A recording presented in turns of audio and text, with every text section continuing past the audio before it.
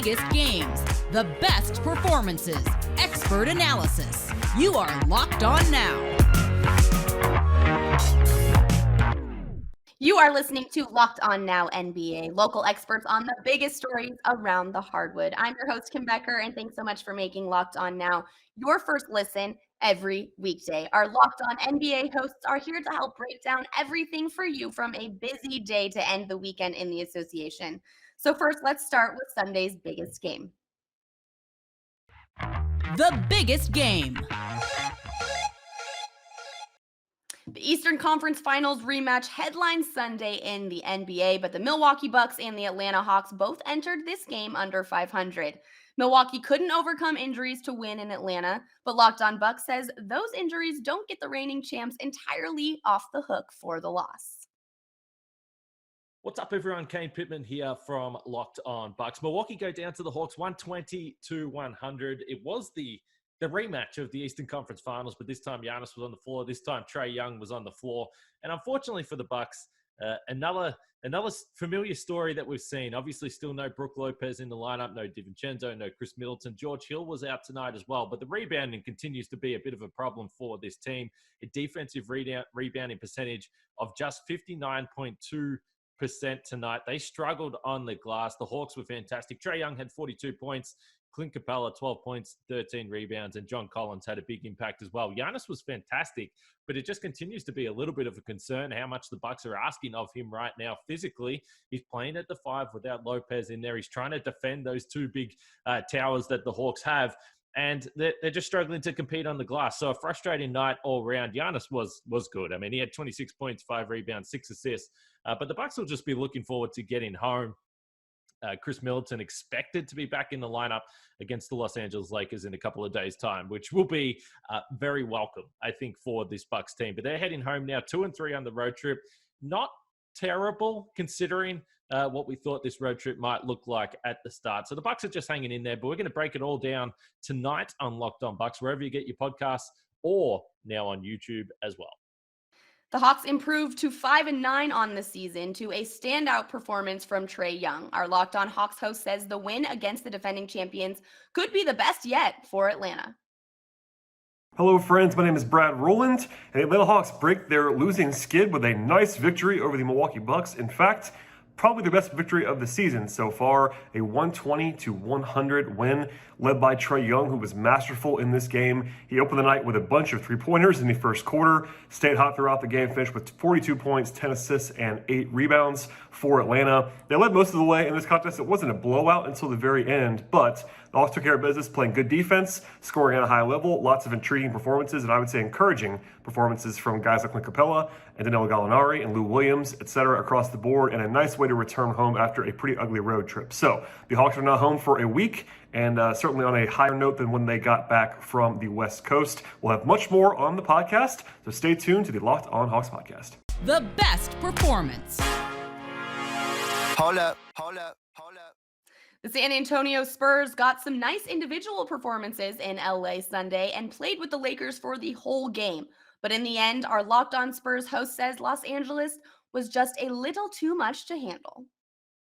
This is Jeff Garcia with Locked On Spurs, here to give a quick recap of the Spurs loss to the Los Angeles Lakers. It was just too much Anthony Davis, 34 points, 15 rebounds that helped the Lakers beat the Spurs, handing them their second consecutive loss. DeJounte Murray did his best to keep this team in it with a triple-double for the Spurs, 22 points, 10 rebounds, 10 assists. Keldon Johnson chipped in 24 points.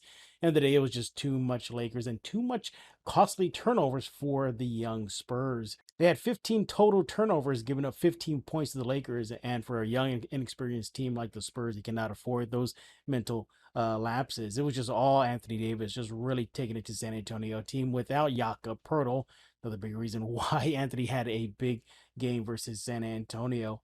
Spurs kept it close.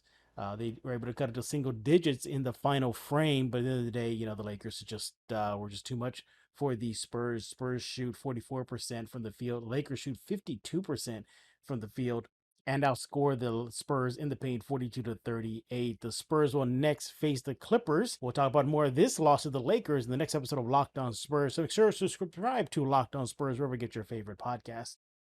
As Locked On Spurs mentioned, Anthony Davis destroyed San Antonio. Our Locked On Lakers host tells you more on just how good the dominant big man looked last night.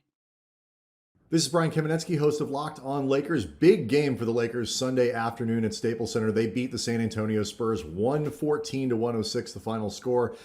It starts with Anthony Davis, who absolutely dominated San Antonio inside. He finished with 34 points on a 14 of 24 shooting to go along with 15 rebounds and 6 assists. Talen Horton-Tucker made his long-awaited season debut, was in the starting lineup.